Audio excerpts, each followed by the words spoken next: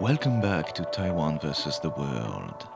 Today we will clarify the situation between Lithuania and Taiwan and what exactly is being discussed between Vilnius and Beijing with two high-level guests. But first, we will dive into today's interview and discuss the impact of tariffs on Taiwan after the United States Supreme Court ruled that tariffs imposed by the president were unconstitutional.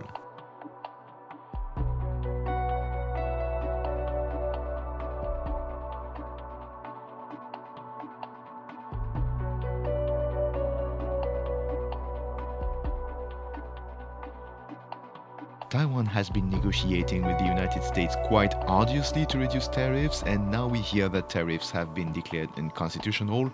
That's the noise, but what is the real story behind the noise? To understand exactly what it means for Taiwan, we will speak today with Zoe Weaver-Lee, who has recently written on the topic.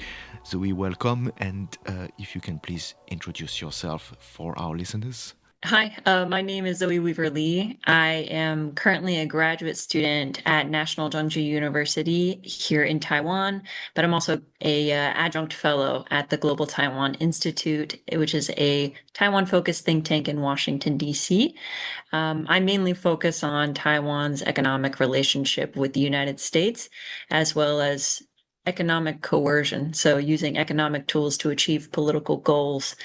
So I'm super excited to be talking particularly about tariffs today. So yes, the tariffs were first imposed on Taiwan, as in many other countries, and then Taiwan was negotiating to have lowering them, and then the Supreme Court is striking them down. So this is getting very confusing. Can you tell us what is the situation now? What kind of tariffs is being applied now, actually? Yes, sure. So you're right. There were initial tariffs imposed, which I think many people will know them by Trump's term for them, which was Liberation Day tariffs. The more formal name that I've been seeing it called, are the IEEPA tariffs, IEEPA, because that is the statute that Trump invoked to apply the tariffs. The Supreme Court basically decided that that was unconstitutional to use IEEPA to impose tariffs on our trading partners. That initial tariff rate for Taiwan was quite high. It was 30%. Although that only applied to about a quarter of the exports from Taiwan to the United States, it obviously still has a huge impact.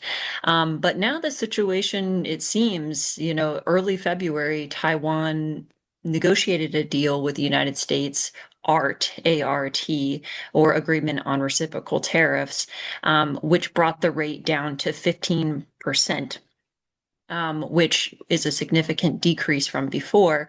That negotiation, that agreement, is quite significant in terms of the commitments that Taiwan made during the negotiation process, namely, let me see here the exact numbers. Elimination of up to 99% of tariff barriers, $85 billion in purchase commitments, and an additional $500 billion in investment into the United States from Taiwan. So these were huge commitments from Taiwan simply to lower this tariff from Liberation Day. But now that the Supreme Court has made this decision that it's unconstitutional, Trump immediately followed that decision by invoking what's called Section 122, which is to keep a temporary tariff for a short period of time unless Congress extends it, which it will probably not, at 10%. But Trump has vowed to eventually make that a 15% tariff.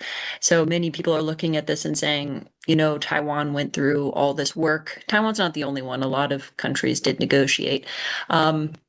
They went through all this work and got a 15% tariff, which it ended up being for everyone in the end anyway. So that's where we're sitting right now. We can talk what exactly this means for Taiwan, because it does have some unique things about its case that aren't the same for other countries, but it's definitely in the same boat with a lot of our trading partners as well. So, yes, before we go into that, there's just one thing. You said that you don't think the Congress would extend the temporary tariffs that Trump has imposed, but the Congress is still a majority on his side. So, why do you think so? From what I have seen in terms of what it would take to actually impose those tariffs, it's not automatic. So it would actually require Congress to draft a bill and justify why that would be the case. And the justification for Section 122, from my understanding, is that the burden of proof is quite heavy. It's an emergency declaration. I think it would go through a lot of debate, and it's not as simple as balancing the trade deficit, which is the reason that Trump wanted to invoke it in the first place. This section is actually about national security. It's about using emergency powers to impose economic tools. That type of thing, I think, is much more difficult. It's not as automatic as it sounds. You really would have to start from scratch. And I think, especially now, considering all the other things that we're dealing with, especially with Iran, I think that it would definitely not be a priority for Congress to pass at this moment. And it's actually limited time, right? The temporary limit, I think, is only 150 days or so. So it would actually have to be a pretty quick turnaround. And honestly, I just don't see that happening for logistical reasons, even if it's politically popular among his party members. But then what happens if 150 days later he still doesn't have any confirmation? Are there going to be no tariffs anymore? That is the thought, yes. Unless, and I've seen this a lot too, especially a lot of these trading partners who have gone through the negotiations, say that it really seems like they are willing to pull whatever tools they can to use tariffs as a tool for negotiation. So I think no matter what happens at the end of this temporary limit, the thought is the Trump administration will find something else. If it's not this, it'll be something else to keep that tariff rate at its same level.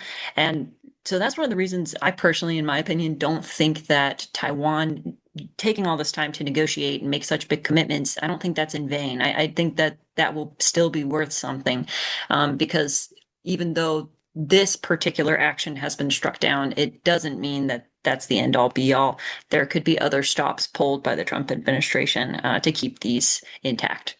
Great. Thank you for making that clearer. And then now reverting back to Taiwan's case specifically, you mentioned that there are some specificities to Taiwan's situation right now. Can you tell us what is different for Taiwan compared with other trading partners of the US? Sure, definitely.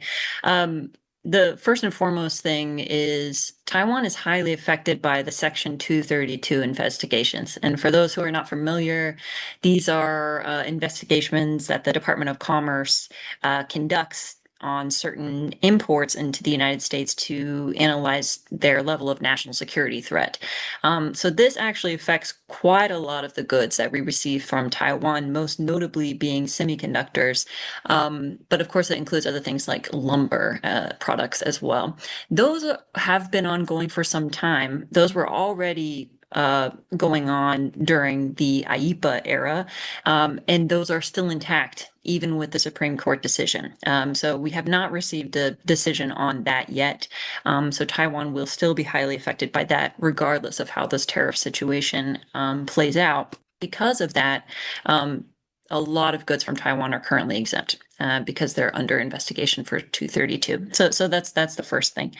The second thing for me that I think is really unique to Taiwan is it's going through a lot of domestic strife right now in terms of its budget. For those who are familiar with the legislature in Taiwan and how this process is moving, there's kind of a split in Taiwan government right now with an executive from the DPP party and a legislature that's predominantly controlled by the KMT party.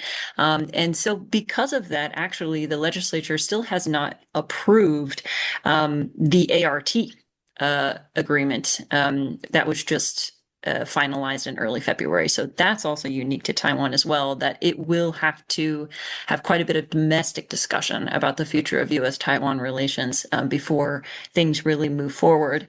It's really difficult to say just how much Taiwan has been burdened during the IEPA era. We don't really have a clear idea of how much importers have paid of tariffs on Taiwan products. But logistically, as we move forward, when it comes to refunds of the tariff funds, that will also be tricky, not just for Taiwan, for everyone. But that in particular, I think, will put a lot of bureaucratic burden on both U.S. systems and Taiwan systems moving forward too. So I'd say those are the three things that when we think about what's next, and especially in Taiwan's case, those are the things that are top of mind. And you mentioned in the paper you wrote that Taiwan has a certain flexibility in the situation. What do you mean exactly by that? Because from what you are telling me, and perhaps I misunderstand it, it seems like it's pretty much all at the discretion of the United States, and yet we must have some leverage because we are negotiating with the United States. So, what exactly is the margin of maneuver of Taiwan in this situation? Yeah, that's a great question. I think one of the reasons I mentioned their flexibility is because the fact that they've already negotiated something, I think is a good thing. Like I said, I don't think it's going to be in vain. I think the Trump administration will continue to find tools to leverage tariffs and maybe other non-tariff barriers to execute its agenda on trade.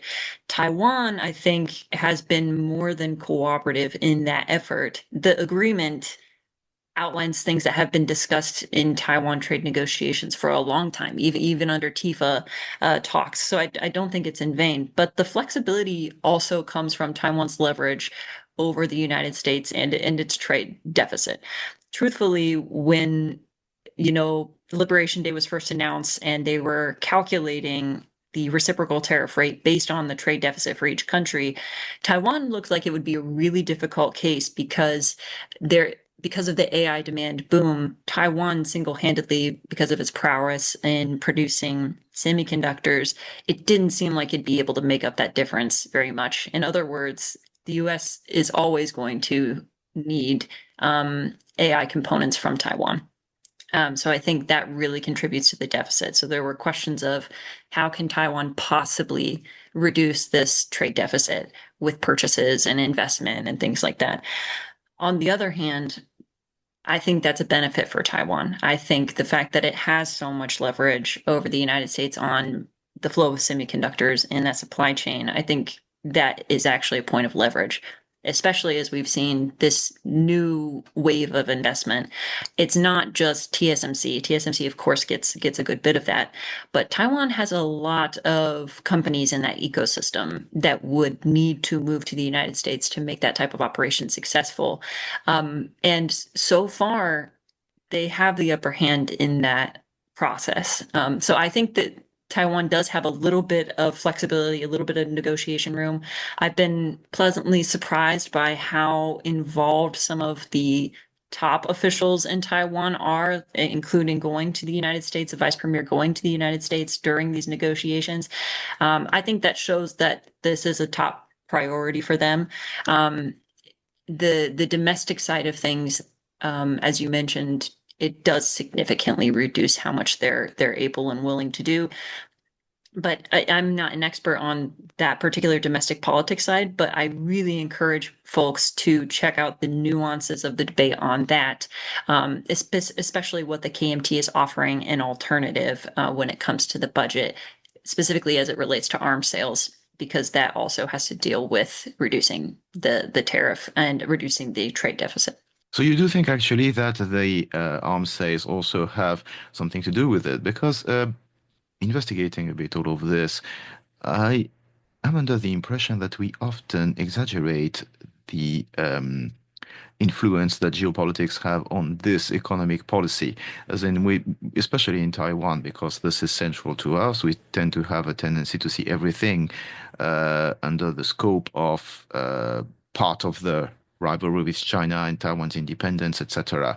But it doesn't seem to be the way that the Trump administration sees it when it comes to tariff. Pretty much tariffs are one field, one business, and defending Taiwan or not is another business. So to which extent do you think the two are linked actually? Yeah, that's a great question. I really think they are closely linked in this scenario, but not for the reason people might think. I think the reason purely is that the Trump administration's whole philosophy behind using the tariffs, they're basically tools, they're basically punishment to receive an end goal. That end goal for the Trump administration, at least to me, seemed to be um, creating the look of a more balanced trade, creating the look of, look, we're not getting taken advantage of it anymore by our trade partners. They're buying more from us than we are from them. And Taiwan can do that by buying more from the United States. The question became, I remember we held a workshop at Global Taiwan Institute when these were first announced, and we brought together a bunch of experts and asking, where could Taiwan possibly make up this trade deficit? What could it possibly purchase or invest in? And the things that came up were arms sales and natural gas, and maybe working closer on semiconductors. Those were the three things that we've seen the most movement on and have the most opportunity. I don't necessarily think that when it comes to arms sales and arms purchases, that it is a geopolitical reason. Unfortunately, it is a very heavily economic reason why that is being so encouraged. In Taiwan, that debate about arms purchases is a lot more fraught. It's not as black and white as I'm making it sound. But at least in the context of the tariffs and reducing the tariffs and negotiating with the United States, Taiwan saw that as a pathway to actually reducing the deficit. Because quite honestly, there's very little of use that the United States can sell Taiwan that it doesn't already get from other places sufficiently enough. It's a pretty small market. It's a pretty small country, despite its strong economic power. And I think that was one of the few things that linked those two together. I will say on the if we are trying to get into the geopolitical nature of the U.S.-Taiwan economic relations, there is, of course, an element there as well, where U.S.-Taiwan relations for the longest time have actually really been based on legal, obviously legal policies. But I think the economic component of that has been just as important. This strong trade, the amount that Taiwan has really skyrocketed as one of the most important trade partners that the United States has, I don't think should be taken for granted in terms of its geopolitical importance either. The amount of goods that flow through the Taiwan Strait is key to the global economy, and a stoppage of that would be detrimental. There's lots of research out there that can show exact numbers of just how damaging that would be to the global economy. And I think in some ways the US understands that. There's a lot of debate about that. And semiconductor investment, is that the reason why TSMC is investing so much in Arizona? I think that's a bit beyond the scope of this conversation, but I do think there's intrinsically that component as well, that a strong US-Taiwan economic relationship is also one that has geopolitical benefits as well. But here, what's interesting also is that it seems to be all about semiconductors, but not everybody in Taiwan worked in semiconductors, actually. The majority of the workforce is working on other economical field. So what is the situation for a Taiwanese person who does not work for TSMC? Because these are actually the majority of the population. Yes, definitely. I agree. TSMC can only employ so many people in Taiwan. And I think too, when the IEEPA tariffs were first announced, Lai Ching-te came forward and said, we're going to have some sort of relief plan for people who have been affected by the tariffs. And that actually did get executed with varied success. There were cash handouts that were specifically marketed to offset the effects of the tariffs for every person in Taiwan, not just for businesses that claim to have damages from the tariffs. I think it was like 10,000 NTD cash handout program that was executed. So I think there are very clear ramifications for every person in Taiwan. Especially, I will also say, so much of Taiwan's economy is made up of small and medium enterprises, and the ecosystem that surrounds TSMC is made up of small and medium enterprises. And those are also heavily affected by this, if not by the tariffs themselves, also the uncertainty and the bureaucratic workload that has come along with the situation. Alone, the refunds process we can already see is going to be very difficult and a long process for those who haven't been keeping up with that side of things. It very much looks like it's going to be on the side of the importer or the exporter to request a refund manually and from Customs and Border Protection. Refunds are not uncommon when it comes to customs. That happens pretty much every day. But the scale of this is really something that will be really difficult. And Taiwan, they are going to have a lot of enterprises that will have to deal with this for the near future. And hopefully the Lai administration will help in some way, but they're a bit limited in how much they can help their enterprises navigate some of these logistical concerns as well.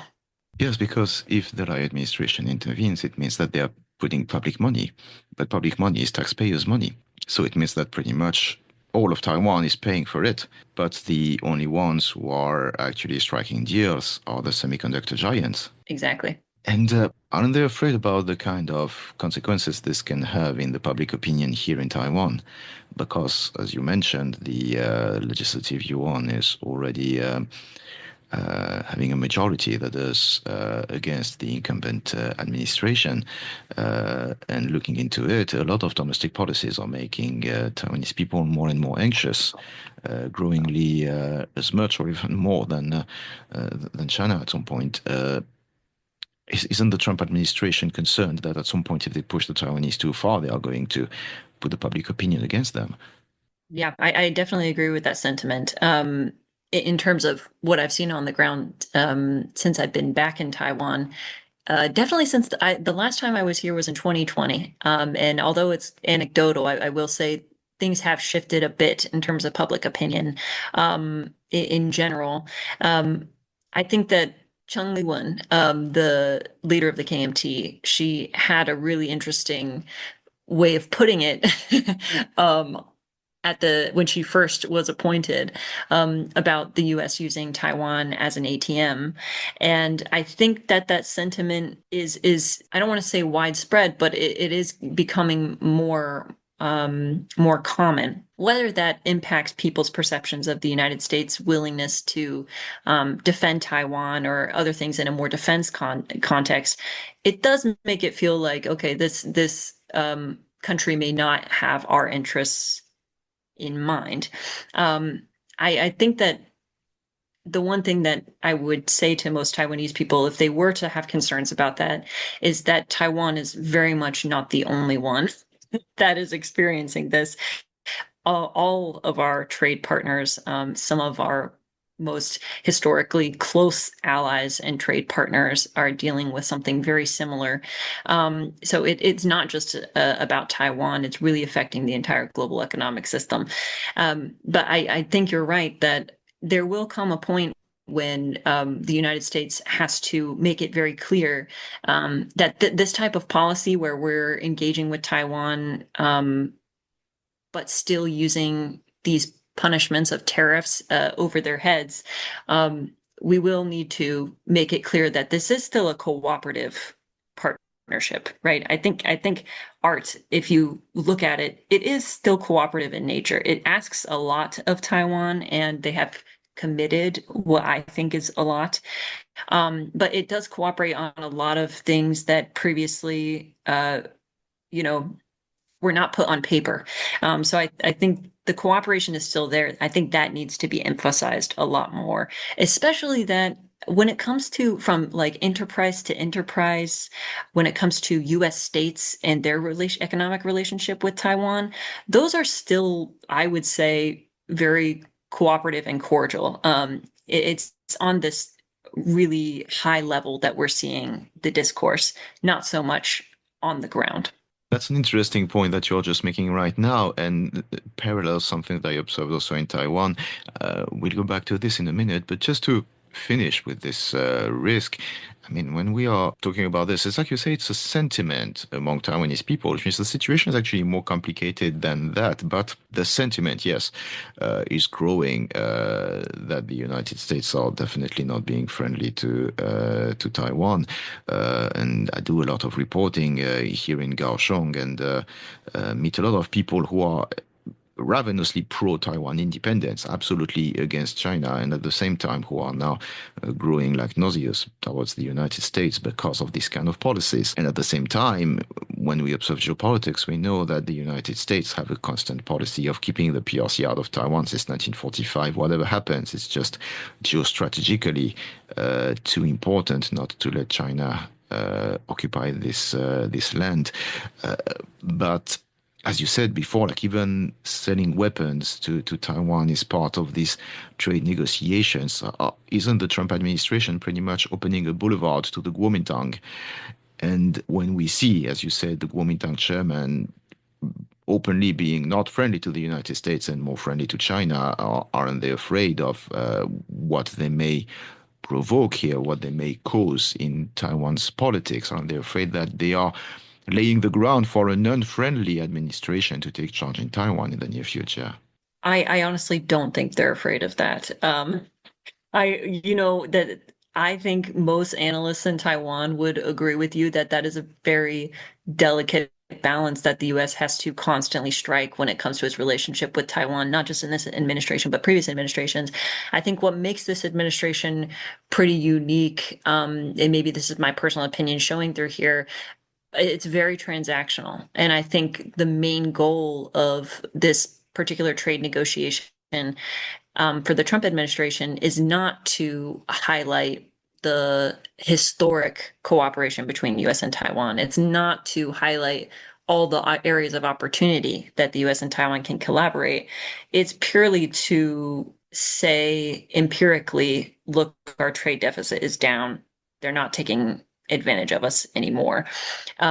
Does that leave Taiwan in a bad spot? Absolutely. I just don't think that the Trump administration, I don't think they're meaning to do that, but I also don't think that that side effect is something that they're particularly concerned about. I would say also because we're already seeing other mixed messages, not on the big things about the legal status of Taiwan, about the defense of Taiwan, but how to approach Taiwan.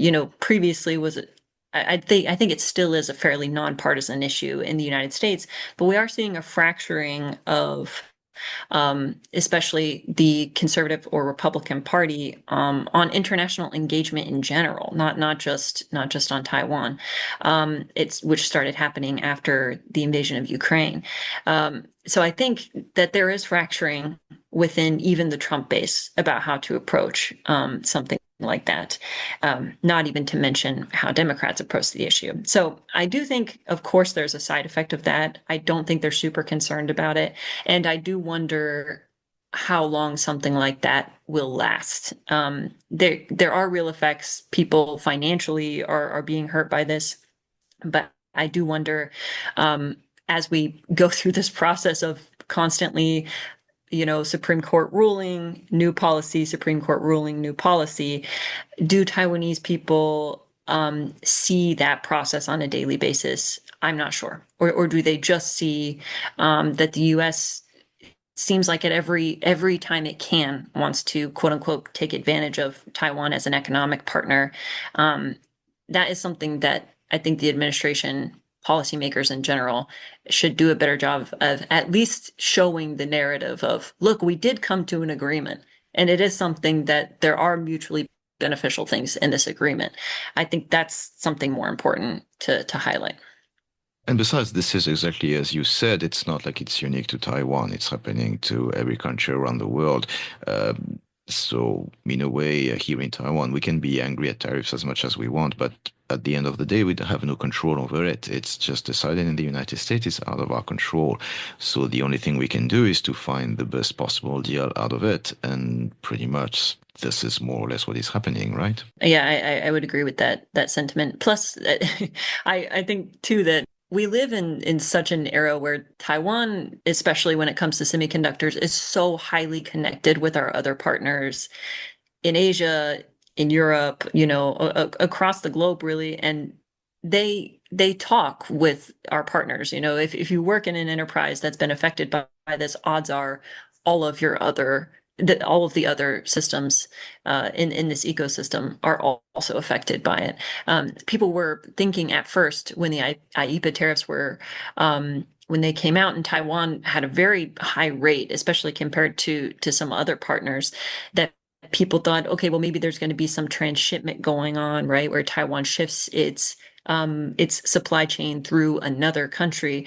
And basically, it was found it would cost just as much because their tariffs were just as high.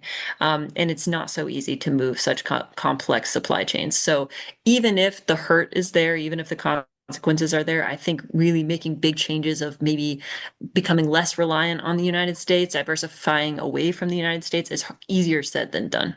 Great, thank you for this. One thing, bouncing back that you mentioned before is the kind of economic relationship that exists with US states individually. And I have also witnessed this in Taiwan, growing trend of engagement by local governments. City governments in Taiwan are actually quite powerful. I mean, maybe not powerful, but have a certain leverage. And I have seen them, especially in Kaohsiung, but also elsewhere, engaging more and more directly because also dealing with the city doesn't carry the kind of baggage that it has to deal with the government of Taiwan. Is it legal recognition, blah, blah. Well, when you're dealing with the city, you're just dealing with the city, whatever the national government is. So it's astonishing that you also observed that. Can you tell me more about what you observed in terms of local levels of economic relations? Definitely. This is actually one of my favorite topics because it's what my master's thesis is about. But it is especially on a state level, there are over 20 US states that have trade offices here in Taipei now. In probably within the span of the past year, Taiwan went from being home to only six US state offices to now 20.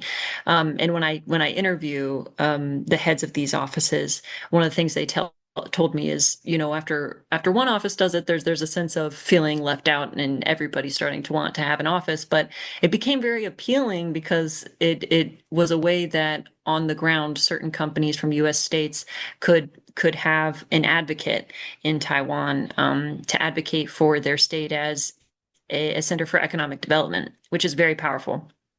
So I think they actually have quite a big impact. And one of the things I'm looking at in my thesis is the actual economic impact. Do they have a significant influence on investment levels, on trade volume, to see empirically if that is the case? But in a way, regardless of the outcome of what I find that symbolically and politically they play a pretty big role too. Some of the ones state offices that have been here for a long time have very strong relationships, especially with MOFA. And I think that their relationship with Taiwan is really showcasing the breadth of what U.S. Taiwan economic relations can be. When we see these big agreements come out, it's really easy to get lost in these really vague, big terms of, okay, we're going to do this to counter China, and we're going to focus on standard setting and all these things. It's quite broad, but these states do a great job of on the ground executing a lot of these things. It's about bringing jobs to their home communities, and vice versa, how U.S. states can reinvest into Taiwan as well. So I think they play a very important role, be it symbolic, diplomatic, or economic. We will see at the end of my study. But I think that may be the way forward. The more we see things on a federal level, on a national level, getting fraught, of course, that limits the room to move for these states and the agreements they can make. But the more that federal level gets fraught, I think that states will have more agency over what type of investments they're bringing to their home state. And as you can imagine, I think they see actually right now as a big opportunity to do that. You have a lot of companies in Taiwan that are looking to invest out of Taiwan, and these states help guide them to make those decisions. Did you observe one example, just in like 1 minute, if you have such an example? Sure, plenty. Some of the more influential offices that I can name, and they all focus on different things, which is also what's really interesting. There's a Guam office actually that that is quite influential in the group of them. They focus on, kind of expanding tourism, for example. That is one of their big things. The state of Pennsylvania really focuses on robotics, so they try to get a lot of investment in terms of robotics. The New York State Trade Office also is uh, doing great work in that field as well, and also AI as well.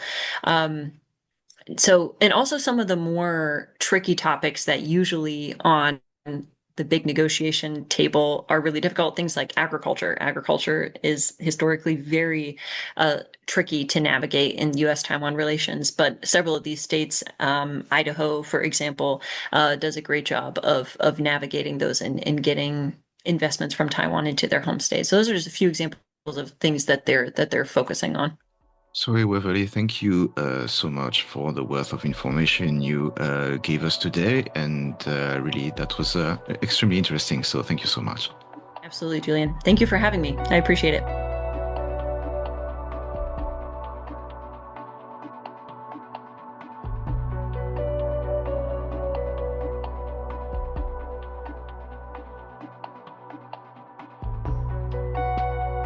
Taiwan and Lithuania famously grew closer in 2021 when the Lithuanian government allowed Taiwanese authorities to call their local office the Taiwanese Representative Office, whereas in most countries it has to use the name Taipei. This caused a strong backlash from China, and Lithuania famously stood its ground. The government changed in September last year, with the opposition forming a cabinet led by Prime Minister Inga Ruginiene. Last month, Mrs. Ruginiene said that the 2021 decision had been a mistake and that she intended to restore ties with Beijing, whatever that means.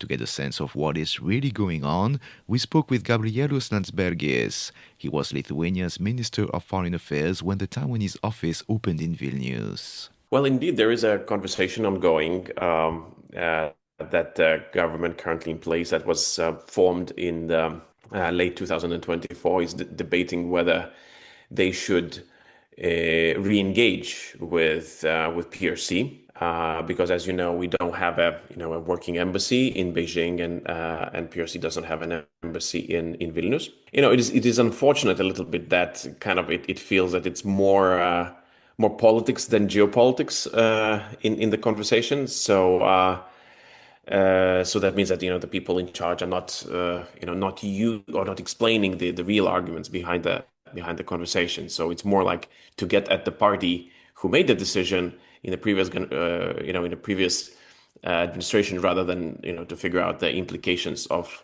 the change or even the decision that has been made.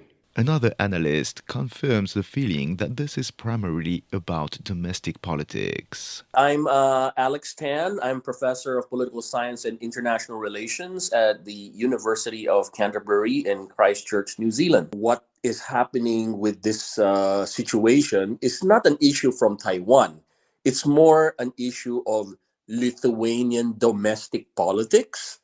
So it seems like they're kind of like should I say, having a little bit of buyer's regret, I suppose, with regards to their decision back then in 2021, was it, when they decided to allow Taiwan to open their representative office, calling it the Taiwanese Representative Office in Lithuania.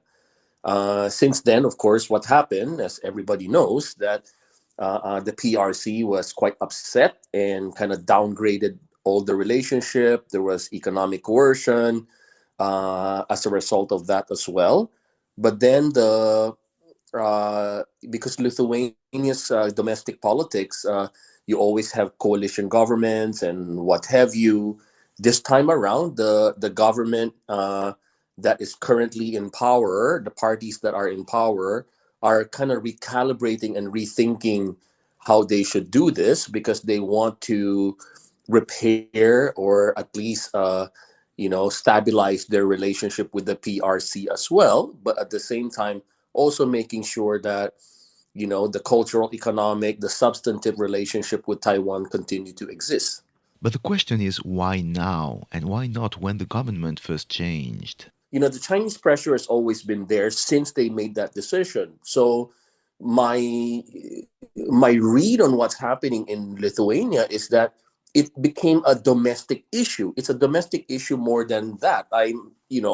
So the political party that supported the initial decision on 2021 were no longer in power, and the political party that is currently in power were not really very excited about that earlier decision. So it's one of those situations where it is domestic politics. It's a view on how they should deal with China in a way.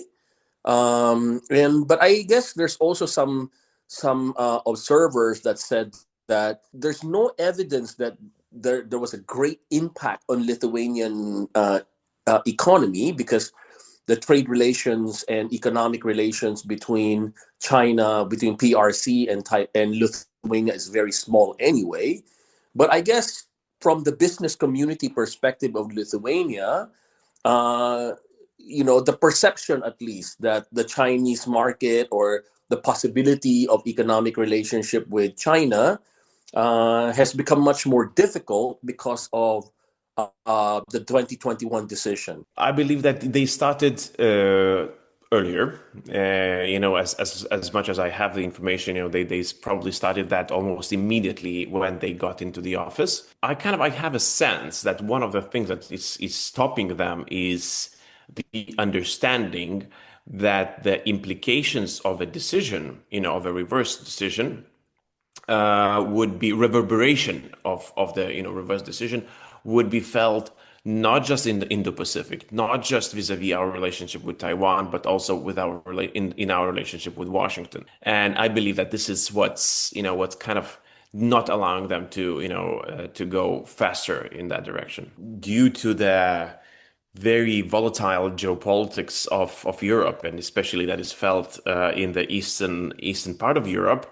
Our relationship with the United States is ever more important, because as you might know, United States is has been and still is the main guarantor of the security of European countries, right? So when you have an aggressive neighbor like Russia, fighting a war in your vicinity, so you want to make sure that that your relationship with Washington stays on a strong footing. So I have a sense that this is the basis of the way that decision makers in Vilnius currently see our relationship. People are worried, that goes without saying, right? But probably the thought on people's mind is maybe it's now not the time to rock the boat, So it could be that as well.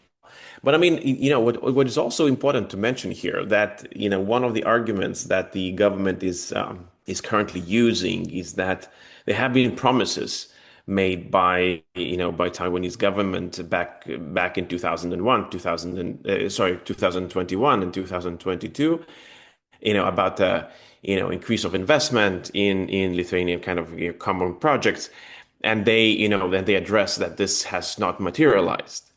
So I think that there is also, we have to take that into account. That I think that it's a good time for government of Taiwan to really look into this. What they could do in order to assure not just those governments who are sure that they want cooperation with Taiwan, but those who might be a bit more skeptical. Another question is, what is Taiwan's role in this? Did the country fail to keep Lithuania on board, or did it do the right thing? I can understand the frustration from Lithuania, right? But I guess there was I don't know whether how the negotiation was done, but the reality is that from if you look at how they are on the initial 2021 situation, just if we just step back and coldly analyze the situation, Lithuania was thinking that this is about economics, right? So that business economy, because China is not doing that much either. It's a very small market, very tiny economic relation between PRC and Lithuania. Maybe they can leverage this, and maybe Taiwan would be interested in developing the economic side. But on the Taiwan side, partly, Taiwan view it as much more from the politics side rather than the economic side, right? Uh, in fairness, though, Taiwan's on the Taiwan side, the Tsai Ing-wen administration during that time that did have a lot of programs to encourage more businesses and investment and trade and relationship with Lithuania. But really, when you come to this type of relationship, when politics go ahead of economics or business, it normally doesn't come very easily, right? So if you look at from a business side, Lithuania is quite new to the Taiwan business community. So there's never been a very organic growth, so to speak, of these economic and trade relationships. So it will normally take a long time for businesses to be able to find opportunities, right? I mean, Lithuania is very far. It is it's a very small market. And unlike, how Taiwan places itself in Southeast Asia and Northeast Asia, where they're more familiar with these places. So, of course, maybe in the Lithuanian side, they were hoping that massive investment would come from Taiwan. But, I mean, frankly speaking, government is not able to force businesses to do that, because in Taiwan, as a democratic country, a liberal capitalist market economy, businesses do what businesses do. It's not being directed by government. So that's the hard part. So I can understand the frustration on the part of Lithuania, that they were expecting much more. But yeah, there are limits to what the Taiwanese government can do when business is not necessarily being attracted that much to Lithuania. So Taiwan is engaged with a couple of companies in Lithuania, but that's that's not something where the very pragmatic government, as currently we have in Lithuania, will be able to say that, okay, so we got something out of it, right? And I believe that this is also important message, because there is a way for Taiwan to still make a very good case of Lithuania. And I believe that even if they make it a win, if they would persuade the current government in Lithuania, the one that is skeptical, to maintain the course, not change the name, right, but maybe even deepen the cooperation, that would be a very big win for Taiwan. That could then create a reaction in Europe where where other countries would say, okay, Taiwan is taking European countries seriously, and engaging deeper. And I think that this that could bring more dividend than just from a single relationship with Lithuania. The things that my government, the Lithuanian government, are doing, they're just without any explanation, and kind of, as I mentioned at the beginning, we do feel more as a political battle than understanding of the way that the global geopolitics works in this around this question. I mean, I don't think that it's a smart thing what they're doing. So don't get me wrong. Now I see a way how to make sure that this doesn't create problems for both Lithuania and Taiwan. And I believe that there are things that Taiwan could do. I would be really glad to see new projects come forward, and maybe it would be possible to have the current government turn around. And as I said, that would be a true victory for Taiwan as well as for Lithuania. Mr. Landsbergis also observed that the Lithuanian president, Gitanas Nausėda, is actually supportive of maintaining the link with Taiwan. This contrasts with the time when Mr. Landsbergis himself established the relationship, which Mr. Nausėda criticized at the time. So the situation in Vilnius is not entirely black and white, and nothing has been decided yet. That's a phenomenal change, but again, I would associate that more with with politics rather than geopolitical thinking. So the president during the term of 2000 and 2024, he chose a position of of opposition. So he was an opposition to the government, and that's why he would choose to criticize the decisions and take different stance. Now I believe that he's in a more of a situation where he does understand that why the decision was made, why it is important to respect the decision. He's thinking about the reputation of the country. He's thinking about the how it would play out in the face of great power competition. Also that element. So probably that's one of the reasons why the decision has not yet been overturned. I don't think the relationship would change as such, because I mean, obviously the Lithuanians are saying right now, even the prime minister and the president are saying right now, they are not expecting change in the relationship. It's more like they're kind of rethinking, should we change the name of the representative office, because that has become kind of like a lightning rod with regards to China honing in on that. Really, there's not much more change that can be done, other than, when they talk about change, it's really about the name of the representative office more than what the Lithuanians want to do. And certainly Taiwan, certainly wants to continue that relationship, in my mind. The question has always been, in the Taiwan and Taiwan foreign relations side, it's always been what's in a name. The tension has always been there, but I personally do not see this. I do not see the name as particularly, how should I say this, controversial as such. It's not, the name is Taiwanese Representative Office, not Taiwan Representative Office.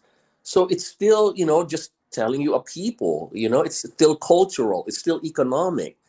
But of course, the question is that China, the PRC is there very upset with its own interpretation of what it is. So yeah, it's hard when you have one party that is much more, how should I say it, stubborn in its own interpretation of certain things. But I honestly don't think that it's a big deal. But PRC made it a big deal, so it's a big deal in that sense.